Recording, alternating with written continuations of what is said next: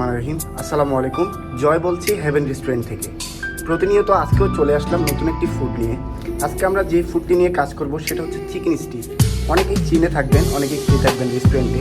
তো চিকেন স্টিকটা আমরা মূলত কীভাবে বানাই আজকে সেটাই দেখাবো। চিকেন স্টিক বানানোর জন্য সর্বপ্রথম ফ্রেশ টাটকা বর্নেসের প্রয়োজন হবে। আমি এক পিস নিয়ে নিলাম এখানে।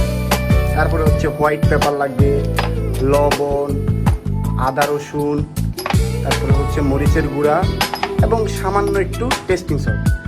এর পাশাপাশি আমাদের আরও সিক্রেট কিছু মশলা আছে, যে মশলাগুলো আপনারা দেখতে পাচ্ছেন স্ক্রিনে।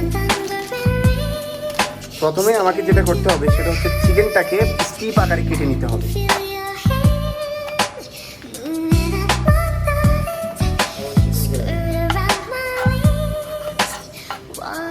চিকেনটাকে স্টিপ করা শেষ। এবার আমি হচ্ছে যে এটা ম্যারিনেশন করবো।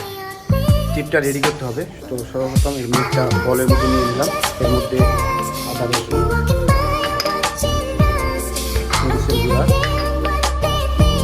হালকা টেস্টিং সল্ট, পরিমাণ মতো লবণ,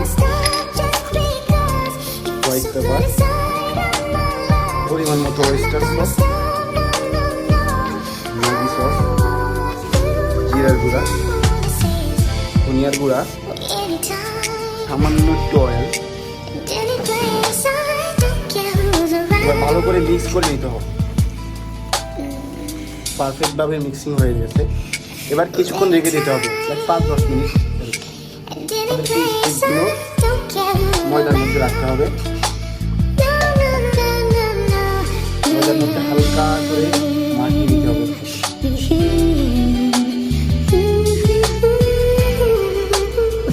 এখন আমি হচ্ছে যে স্টিকটাকে পানির মধ্যে রেখে দিয়েছি একটু 10 সেকেন্ডের জন্য। একটু ভিজলে আবার হচ্ছে তুলে ময়দার মধ্যে রাখবো, যাতে ক্রিস্পিটা ভালো করে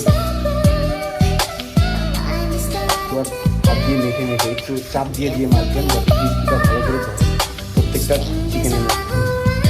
সম্পূর্ণ কাজ শেষ। এখন আমি চিকেনগুলোকে হচ্ছে ময়দা থেকে তুলে ঝেড়ে ঝেড়ে সোজা কড়াইতে দিয়ে দেবো। ঝেড়ে ঝেড়ে ময়দার ঢেলে